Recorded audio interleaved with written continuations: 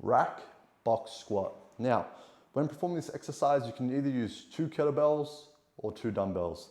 I've only got 1 kettlebell, so I'm going to be using a dumbbell to perform this, but at the end I'll show you what that kettlebell setup will look like just in case you've only got kettlebells.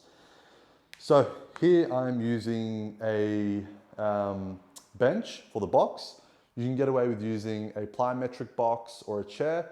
The general rule of thumb is you want it to be at about knee height or just below. Anything, less than that is okay. It's just gonna make it a little bit more challenging. Anything higher than knee level is just gonna be a bit too easy, which sort of defeats the purpose of the movement. We still wanna be challenging ourselves. So if it is too high, find something that's lower. Now, with 2 dumbbells. Setup position and what that looks like, I'm gonna be holding the weight up close to my chest. And then my elbows are gonna be slightly out to the side. That way the weight is close, in line with my center of mass. And at no point as I'm performing the exercise, do my arms drop and lean forward. Otherwise, it'll just turn into sort of a bicep exercise. So always make sure you keep them up and stacked over the elbow as opposed to out here. So, coming close to your bench or your box, feet hip width apart or just outside, toes slightly pointed out. Big chest, good posture, sitting down, rocking onto the box, rock forward slightly, stand up. Again, 2 more.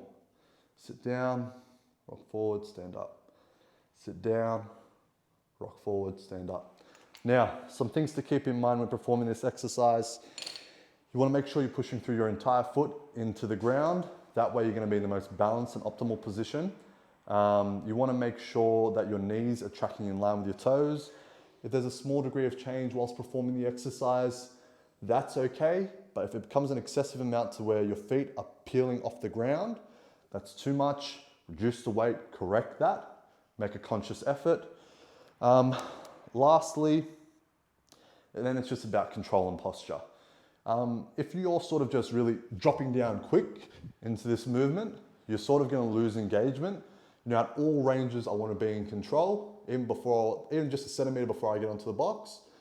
That way I'm gonna be ensuring that I'm doing this exercise effectively. And lastly, just keeping your posture up. Now, if you only have 2 kettlebells, here's how you set up.